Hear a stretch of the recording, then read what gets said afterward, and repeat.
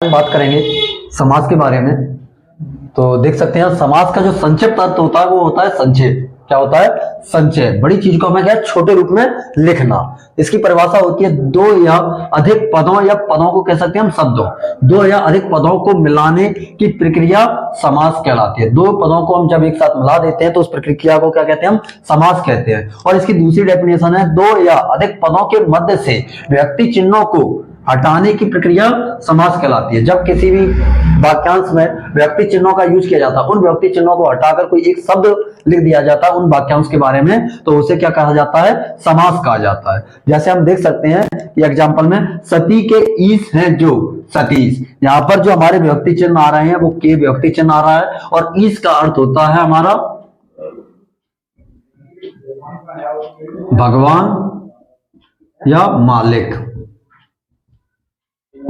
इसका जो अर्थ होता है भगवान या मालिक। सती के ईस है जो सतीश, रसोई के लिए घर, तो यहाँ पर जो के लिए शब्द है वो व्यक्ति चिन्ह हमारा है, तो यहाँ से रसोई के लिए, इन व्यक्ति चिन्ह को हमने हटा दिया और हमारा क्या बचा? रसोई घर, रसोई के लिए घर।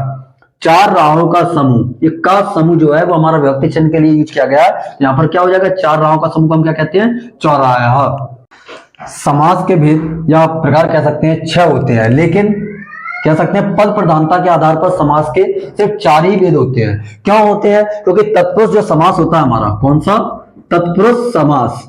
इसी तत्पुरुष समास के अंतर्गत द्विगु समास और आपका कर्मधारय समास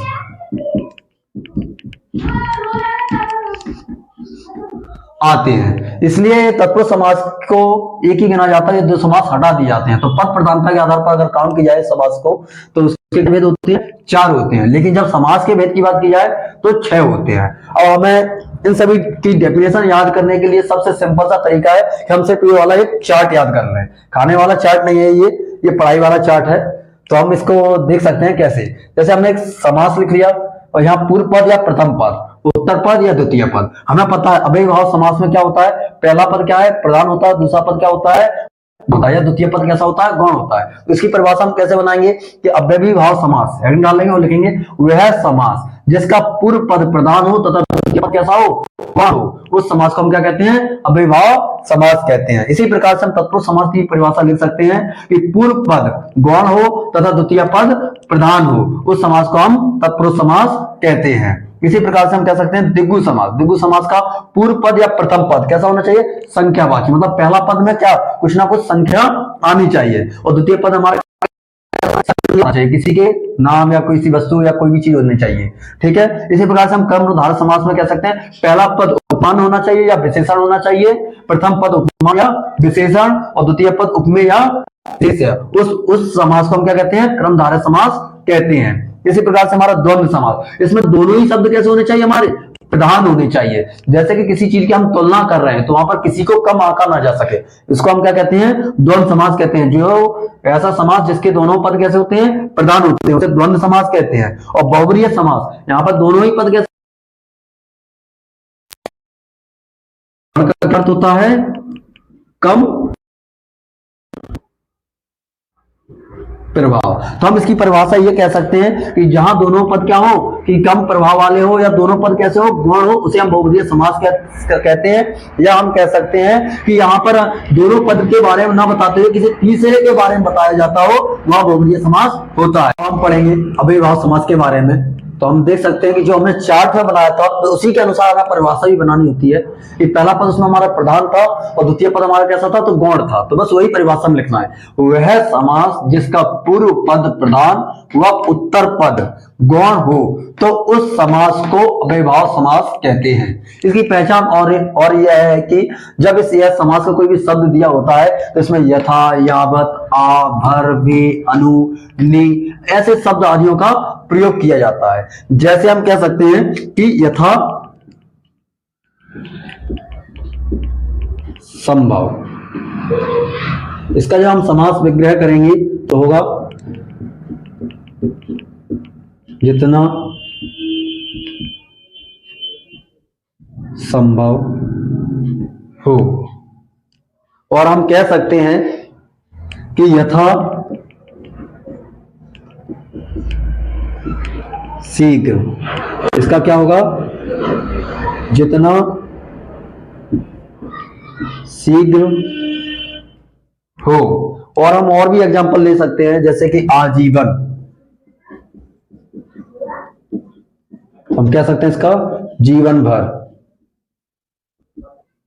और भी हमारे पास एग्जांपल हैं कई, हाथों हाथ, और कह सकते हैं हम निधर।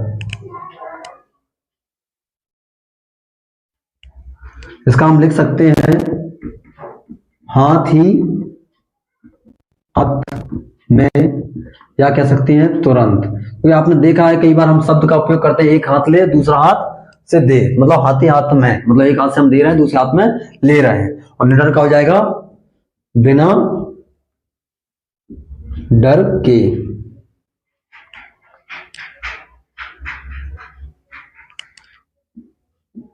भर पेट, मतलब पेट भरकर।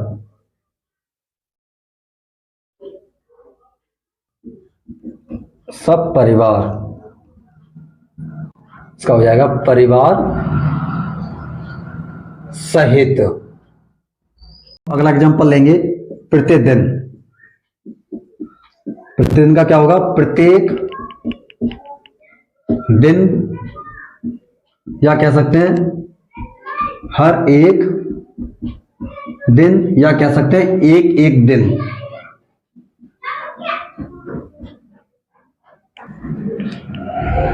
तो हम लेंगे प्रत्येक, इसका होगा हर एक, और होगा इसका एक एक। तो हमने कहा प्रत्येक गांव, इसका क्या हो जाएगा गांव गांव, या कह सकते हैं हर गांव। और हम अगला लेंगे घर घर, इसका हो जाएगा हर घर, या प्रत्येक घर। और हम अगला और लेकर लेंगे लास्ट गली गली, इसका हो जाएगा हर गली या प्रत्येक गली। और समास पढ़ने के लिए अगला भाग देखें। और इस प्रकार की आगे की और भी वीडियो देखने के लिए हमारे चैनल @challenger.18 को लाइक एंड सब्सक्राइब करना ना भूलें।